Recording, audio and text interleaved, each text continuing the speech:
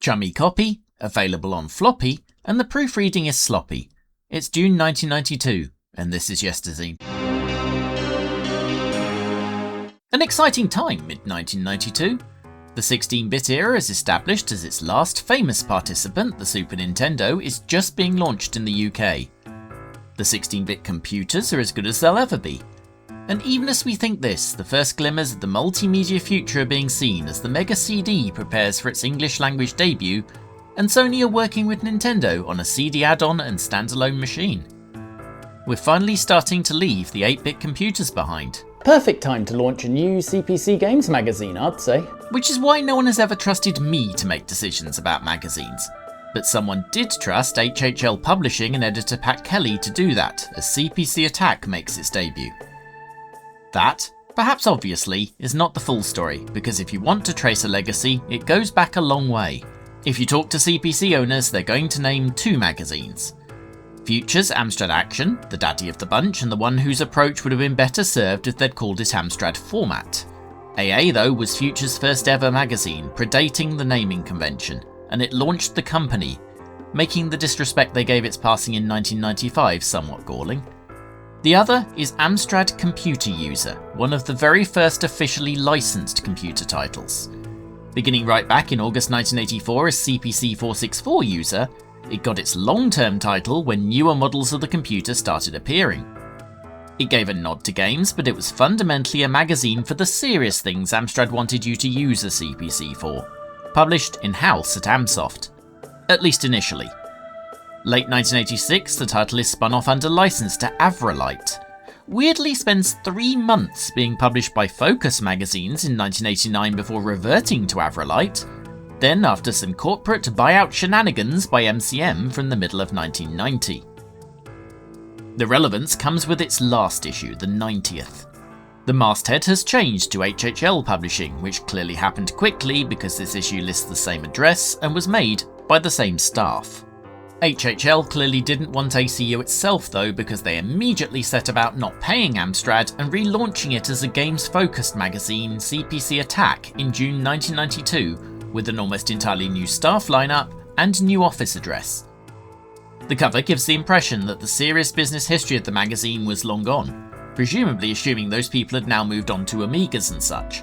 Interestingly, possibly for licensing issues, it didn't even admit its lineage on the cover. No, incorporating or from the makers of to be seen, despite their predecessor doing just that when they absorbed CPC Computing a few years earlier. Still though, this is a new beginning, a new games-focused approach, and we'll start that exciting games-only gaming approach with an advert for floppy drives, ROM cards and a TV tuner. It's not even the CPC's native disk format, so it's not even an external drive for the gamers. The CPC's internal drive is a 3-inch one. A sensible decision in 1984, but one that was doing it no favours 8 years later. Still, maybe it's carrying forward multi-month advertising contracts from the old ACU that they're legally obligated to fulfill. The contents page certainly looks like an early 90s games magazine, featuring the new mascot, Amy Stradivarius. Amy Strad. Get it? Get it? You don't seem to be laughing. I don't think you get it. You see, it's funny because I'm distracted from this by them electing not to publish ACU's ABC, i.e. the number of copies sold, in favour of just saying, when you're this good, who needs them? That's your. Y-O-U-R. They don't specify what they're the best at, but apparently it is not proofreading their contents page. Someone must have told them because it's fixed in issue 2. The cover promised, if you squint and tilt your head, the top 50 games of all time, and there's not going to be any surprises there. If you hadn't been suspicious by the picture on the cover, the competition page is going to give away long in advance that new release Lemmings is going to take the honours. You'll need to look hard for that competition, given they devote much more space to the chance to own the ultimate gaming companion, a dot matrix printer.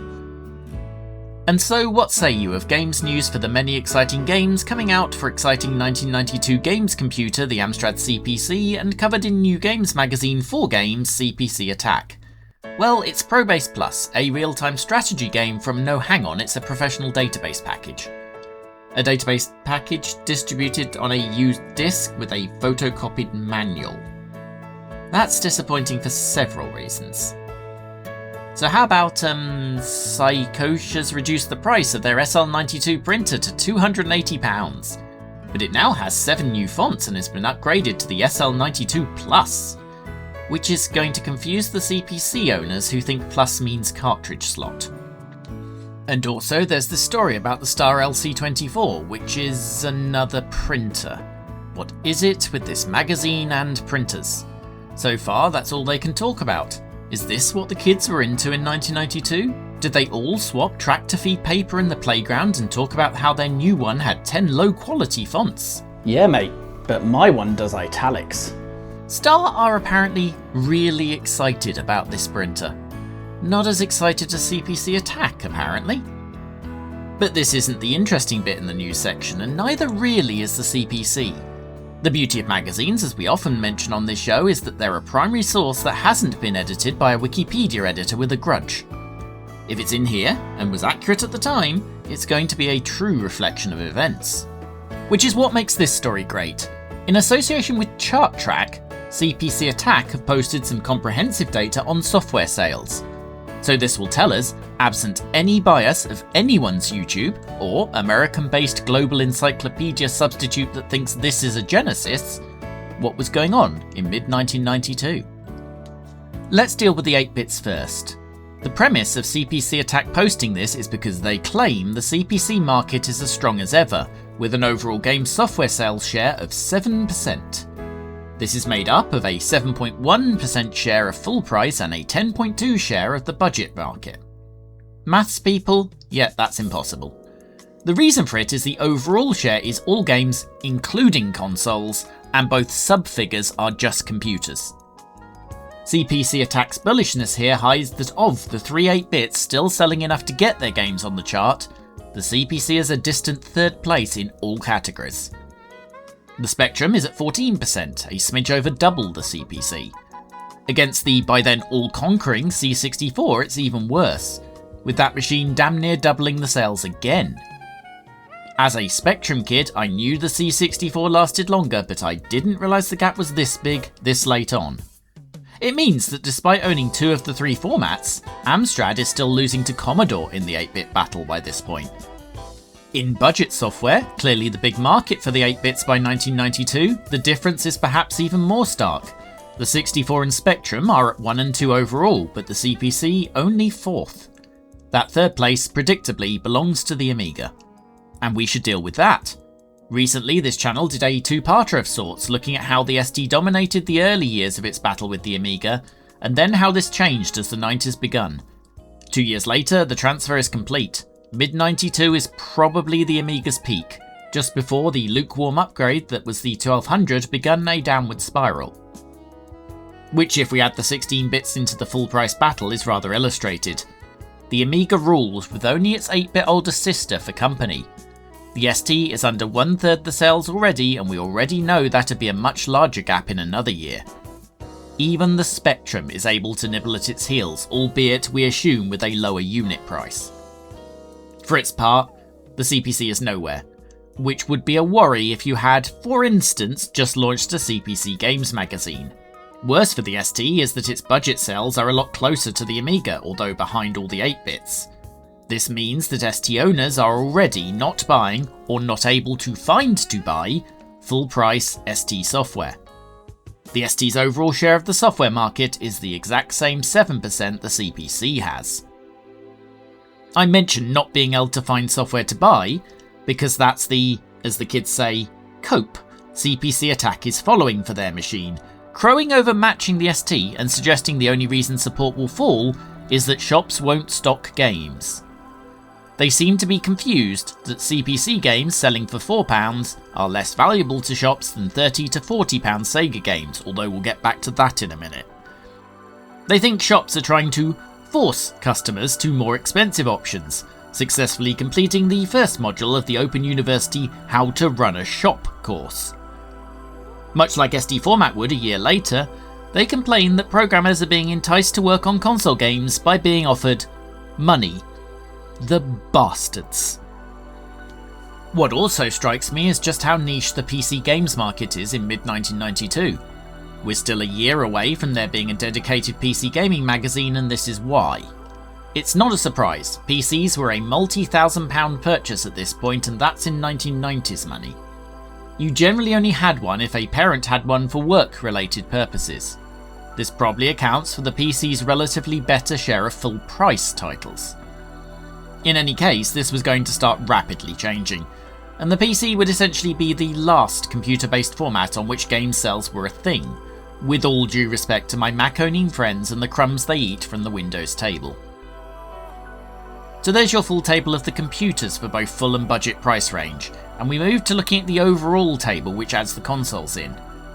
When we look at these numbers, remember that for the consoles, basically all the sales are full price. There weren't a lot of budget cartridges in 1992, and even those that were cost more than full price software for the 8-bits. Let's add the handhelds in first, as they're all, perhaps surprisingly, at the bottom. The Lynx is the newest format, but even so they'll be disappointed to be this far behind Sega's Game Gear. What surprises the heck out of me though is that the Game Gear is ahead of the Game Boy in software sales. I suspect the Game Boy is to a degree falling for the trap of the hardware selling because of the packing game Tetris. The Wii would have the same problem 15 years later of being a Wii sports machine for most people. If you think about it, the gap is even bigger too. The Game Boy just runs Game Boy games, whereas at least some of the Master System sales will be Game Gear owners with the adapter. Which gives us the chance to definitively settle that argument. The NES is next up with UK sales of 3.8% for 8th place. The Master System, 4th on near exactly double. Case closed if it were ever still open. In the UK, the 8-bit market went Sega's way. It leaves us with one space left to fill, and it's the 7th place Mega Drive, nearing 2 years after its UK release, but still 3 places behind the older machine, albeit in a very close group. The SNES is still too new to feature. You can see why the consoles were attractive though. CPC Attack's defence of the CPC's position between the two as being remarkable hides that £30 games for what they think is called the Master Drive, and £40 for the Mega Drive would put the revenue 2 and 3 times higher than that for CPC. And the Mega Drive at least is only moving in one direction from there. Assuming we believe it to be true, and I see no reason not to believe figures that have come from the Association of Software Publishers, it's a myth-busting list in many ways. The C64's remarkable tale, the lengthy reign of history's greatest console, at least in the UK, and the Game Boy's slightly disappointing figures before its famous halving in price and the introduction of Pokemon. But anyway, maybe we should get to talking CPC games. Surely CPC Games Magazine CPC Attack is going to do that right over the page where... oh no, we're talking about re-inking printer ribbons.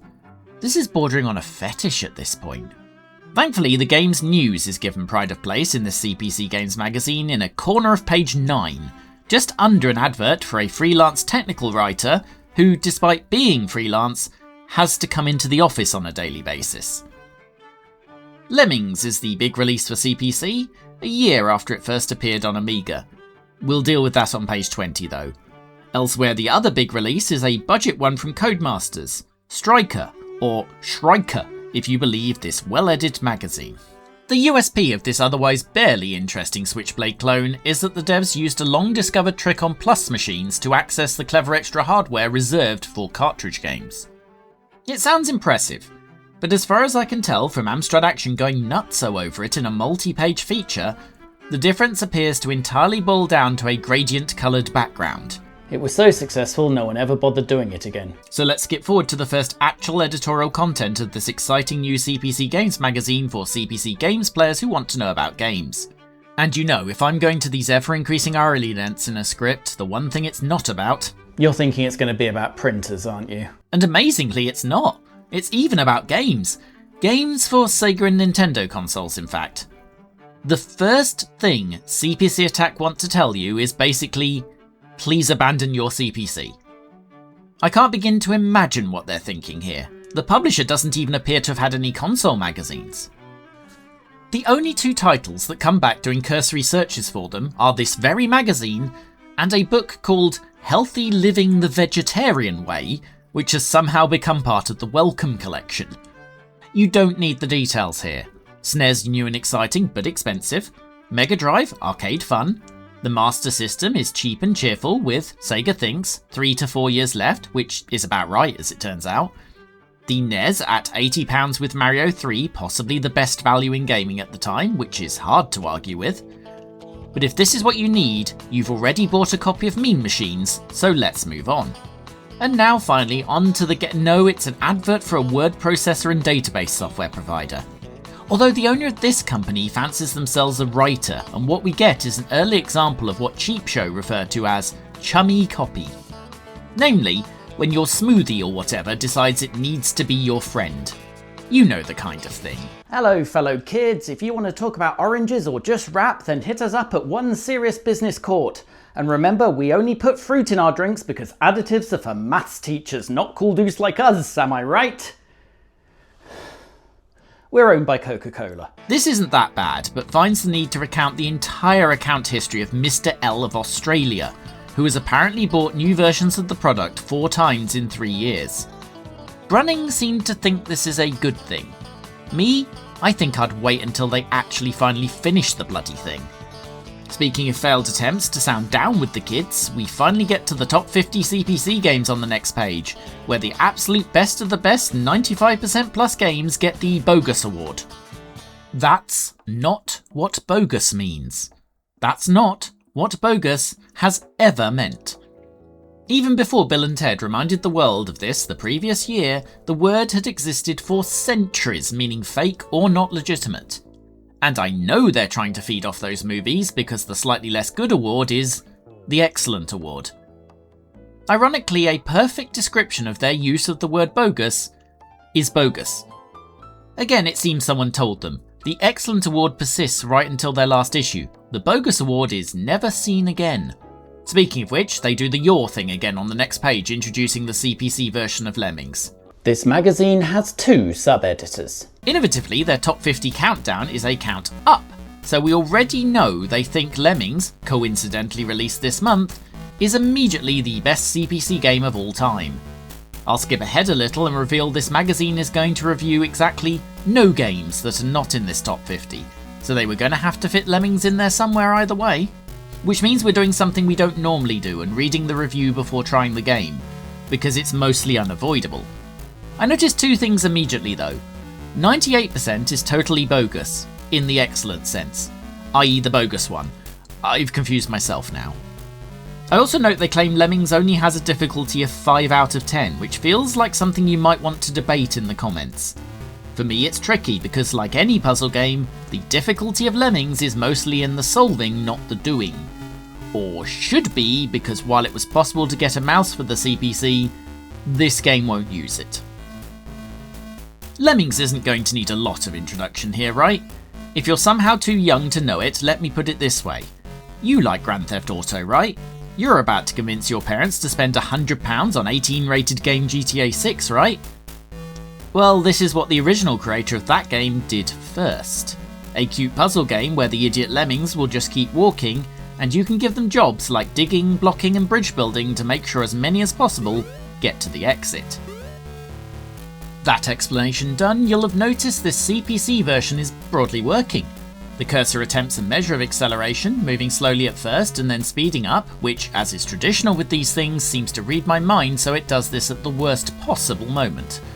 The lemmings are plentiful, they haven't had to massively cut down on the crowds to get it working, and while the game in general is slow, Lemmings always was. There's also the compromise that even relatively small levels need to scroll horizontally, a fact that will get me on level 2 where I miss a lemming death zone. I also can't find a manual, so I can't show you nuking, which is presumably in this version because the button is there. You can't move the cursor down to the buttons as you'd expect, the skills are selected with numbers. This compares with, for instance, the Sega Master System version where your controller is just a pointer. It's checking that SMS version though that showed me just how much more life and responsiveness it has in comparison. The Sega machine shares a CPU with the Amstrad, but is otherwise obviously a more capable machine, and the Sega conversion is probe at its best. Even so, all it's proving is you wouldn't choose to play the CPC version now. It's slower, it's uglier, and it's missing levels compared to the original Amiga ST and PC title. That's not a fair comparison, you'll say, and you're right. But those versions were a year old at this point. If you'd really wanted to play Lemmings, there had been the chance. If money is the reason you hadn't done so, then still, CPC Lemmings is a problem. Because at £20 for the disc version, Attack point out it's the most expensive CPC game of all time.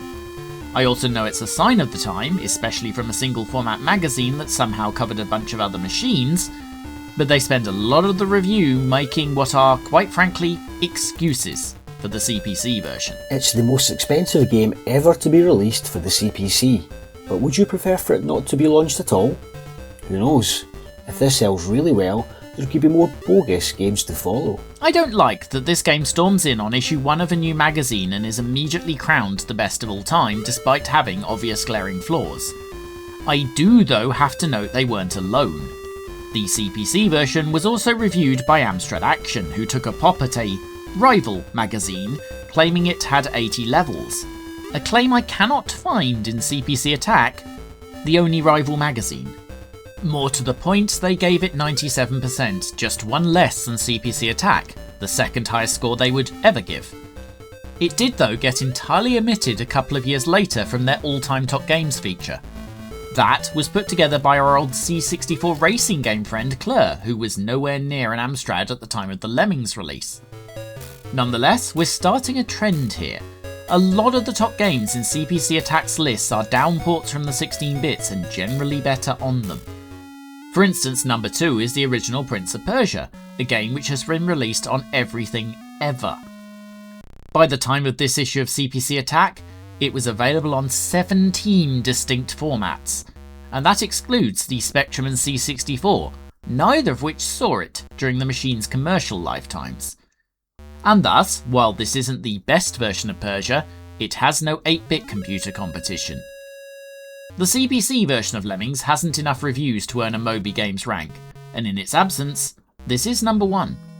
I can see the argument. Marginally better on other formats it may be, but this is damned close, and it's a lot cheaper than most other formats. Unlike Lemmings, you won't be glancing at your Amiga-owning mates and thinking you massively lost out. CPC Attack cover themselves in glory here again. The concept of the prince having a girlfriend is yuck. Not only a classic early 90s middle finger at their female readers, said statement is bent around a picture of their cosplaying femme-presenting mascot, essentially saying she'd sleep with the programmers. Although, if that's the attitude of her co-workers, no wonder she's trying to date outside the office. They go hard with Smash TV in third, claiming it to be even better than the 16-bit game, despite the lack of a 2-player mode. It's not, is it? Let's take the fundamental reason first. Smash TV is a twin-stick game. You move with one stick, you fire with another. It's essential for avoiding most of the enemies. Not having this is one of the reasons why even the 8-bit version for History's Greatest Console doesn't land, despite optimistically calling itself Super. The CPC version cannot do it either. The Super NES version did exist by this point, if not in the UK, and as a Nintendo Focus Games mag, you'd think CPC Attack would have played it. It uses the layout of the SNES pad to do a remarkable impression of Twin Stick. The year-old Mega Drive version at least lets you use 2 pads to achieve the same. Both, you will note, predictably look much better than the CPC version, which normally we'd barely bother noting, but CPC Attack are trying to tell you the Amstrad one is better. It's an own goal too, because it doesn't need it. You need to accept the limitations, and it's a shame it couldn't use 2 joysticks, but comparing the CPC one to the 16-bit versions is doing it a disservice. For the machine, it's doing a sterling job, and it's got its own personality compared to the arcade, and the more direct conversions, while still maintaining much of the atmosphere of those. There's some missteps, notably an early section where there's little point moving, but it's outperforming the system. It's just not outperforming the SNES. It does illustrate the problem. I don't think a single one of this top 50 couldn't be had in better form on an Amiga. There's nothing the CPC can call its own here. And yes, Amigas were more expensive, but they'd also been around for half a decade. If you were using this CPC Focus magazine to look for reasons to hold off upgrading a while, or even skip the 16 bits and wait for the 32s, you are not finding it. Hell, somewhere in the mid-30s you'll find Batman the Movie, a game that was famously used to sell a couple of 100,000 Amigas. And then New Zealand Story, which was also in that pack. By 1992 though, Commodore weren't selling that pack. I wonder what you got with the Amiga if you bought it now. Oh yes, literally what we've just been told is the best ever CPC game. We've just reached the end of the first half of this games magazine and we've already finished talking about games. It's becoming more and more obvious this is really only a mild rework of Amstrad Computer User at heart.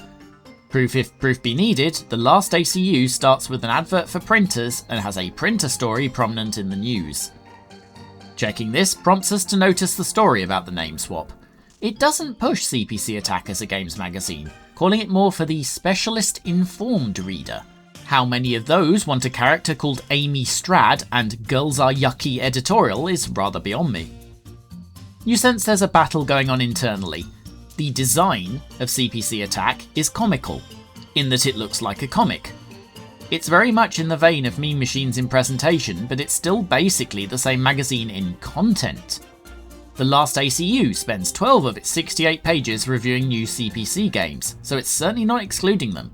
Even if you accept the entire top 50 counts as game reviews, Attack still falls a page short of that. We get confirmation of this on the next month page, where it explicitly says, the #1 CPC magazine for games players, but then goes out of its way in near unreadable colour scheme to promise technical info that'll make your CPC feel 16-bit. And the lead feature is a promise of telling you what CPM is. CPM is Control Program Monitor, an alternative operating system which is a decade older than the CPC, and at this point hadn't seen an update for 9 years. Up-to-date games playing information right there. Mercifully, that appears to have been jettisoned somewhere along the way, but almost every section from ACU's made it over. The 3-page adventure gaming section in ACU comes across as a 2-page adventure gaming section in CPC Attack. The 3-page tips section in ACU comes across as a 2-page tips section in CPC Attack. And straight after that in CPC Attack is... Even your mum's centerfold didn't take up this many pages. Although since we're here, this affordable printer costs £400. That's basically £1,000 now. The conclusion of the review is that if you're not bothered by the lack of justification control, it's the printer for you. Frankly, I think you'd need a lack of justification control to spend £1,000 on this in the first place.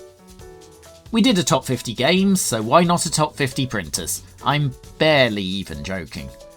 You now know how to solve that most common of dilemmas, choosing between the LC20, LC2000, LC2410, LC24200 and LC24200C. The more things change, the more they stay the same though. The biggest disadvantage for the inkjet printer is the cartridges cost twice as much and last half as long. We're entirely in an issue of ACU at this point. Next is the PD Roundup, apparently the original despite this being issue 1. It's a direct continuation. Then it's a section on demos, a nice visual experience for the kids you might say, but no, it's a tutorial on how to write your own. In assembler. This wasn't in ACU, although to prove the continuity, the contents page of the last issue includes it.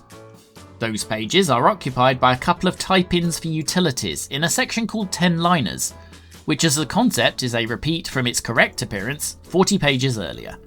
CPC Attack can't even claim the sub-editors not sub-editing as a new feature. Type-ins themselves are the one thing missing from the newer magazine, perhaps a small battle won by the people who said they wanted it to be the games magazine it was clearly being marketed as. That said, issue 1 of this magazine follows up the demos with a beginner's guide to BASIC, which at least might have been helpful to the younger audience, at least part of the team we're trying to target. A justification that would work better if it wasn't followed up with an advanced BASIC tutorial and a technical Q&A. Which includes a specific section on printers, Natch. Issue 1 of what I'm still insisting is a games magazine closes with a promise of next month's top feature being a comparison of CPC word processors. A massive, in-depth study of typing words onto a screen. Grudgingly, they also note this issue wasn't big enough for all of their, and note this, full in-depth game reviews, and that next month will be different. It was big enough, chaps, you just decided to talk about a bunch of games consoles instead. There's also a survey, and they're still doing the bogus means the best thing. Was this slang for 20 minutes in 1992 and I missed it somehow? I was 12, you'd think I'd know. The only thing more confusing than that is apparently the only thing worse than that is extreme. There is one interesting point. In the letters page, someone is discussing cover tapes versus discs. CPC Attack's answer could not be more strident. Okay. To set the record straight, CPC Attack won't ever have either a cover-mounted cassette or disc. Never. None. Nope. Finito. End of story. Next. But in the survey, they ask if you want one. I'm back to wondering if I nailed it when I was pondering about an internal battle in the production team. Will another month sort things out? Next month dawns, and it's at this point I notice that the awkwardly named Pokes, Maps and Tips section was called that because that makes it Amy's PMT. For f***'s sake. It immediately becomes clear when they said game reviews they meant for the new Super Nintendo system, spending 4 of their limited pages gushing over the admittedly very good UK launch lineup for said machine. Do you think they even remember Amstrad made a cartridge system at this point? Those full in-depth CPC reviews they didn't have space for though? 3 pages. 3 of the 4 games they cram into that, Puzznic, Pro Tennis Tour and our old friend Striker, now spelled correctly, get scores that fire them into the top 50 of all time, although Pro Tennis Tour had been there the previous month at the same price from the same publisher. I thought we had a massive backlog of games to give in-depth reviews, so what's this even doing here? 5 pages are given to Rainbow Islands tips, 2 more than we spent on reviews. The magazine ends with the same tech articles as last month, mercifully minus the printers. I think at this point they might have realised they'd bollocksed it. They made much early on that they had 8 more pages than Amstrad Action, using that in part as their excuse for spending 3 to 4 of them on the console coverage. Amstrad Action would briefly fix that the next April before returning to 60, but in truth the bottom was falling out of the market. In the 6 months CPC Attack was around, Amstrad Action lost a quarter of its readership, and by mid-93 it would have halved. That fall wasn't CPC Attack's influence though, because by the end of 92 it was already dead. The console section disappeared after issue 3, along with the cryptic "We've made mistakes" section in the editor's letter, but it doesn't seem to have stemmed any tides. This is compounded when issue 5 restores the old magazine section dedicated to type-ins. Hello, Comedy Heatwave editor Dudley here. I've just noticed issue 5 includes that previously promised article on CPM to keep the gamers really happy. The last issue has retreated fully. Amy has been relegated to the corner promoting a Halloween roundup, but the whole thing has already been toned down to the point that garish logo aside, you'd believe it's an Amstrad Action cover. The lead feature is on image processing. If you're wondering about sorting out the production issues, a printing error puts half the previous advert over the news page. And while the Halloween feature might be the single best piece of games coverage they ever managed, the design is notably turned down in general, and Amy's appearances are sporadic at best, being named only in an afterthought box on the contents page. The magazine has lost those 8 extra pages, and the editor's letter, after explaining the concept of a monthly magazine, promises a show report in a next month that would never happen. Amstrad Action, on the other hand, would be around another 3 years. So where do we land? It's got the vibes of when Zap became Commodore Force, a change that happened just after the death of CPC Attack, but coincidentally also launched with Lemmings on the cover. In a way that was even more an unforced error, they still had the Zap name, and the outcome was the same, a magazine that got its arse kicked by the incumbent from Future. Force promised to be for game freaks, and delivered without a type-in or printer feature in sight. Force is always held up as a massive branding mistake, replacing as it did a beloved magazine, although not beloved enough its publisher didn't go out of business. CPC Attack is so much worse though. It was Mean Machine's branding on a PC Pro magazine that ultimately didn't satisfy the games buyers or the hobbyists, and was written badly by what appeared to be a bunch of 7-year-olds.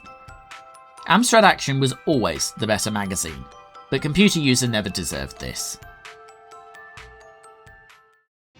On the back page, if you're a CPC owner who is now sad at the state things are in by 1992 after the death of the GX4000 and the Plus machines only being used to add uninteresting backgrounds to uninteresting games, then might I point you at longtime comrade of this channel, the legend that is Kim Justice.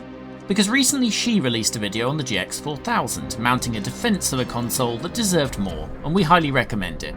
It wasn't just burning rubber, although it was quite a lot burning rubber. And then after playing the entire GX 4000 library, return here at the end of August because there are plans. If you want to know them in advance, use the link in the description and come join the Discord we share with the likes of Gouldfish and Seb's Place. Or just hit at least 2 of like, subscribe, bell, comment and eject floppy disk, and we'll see you then. Goodbye.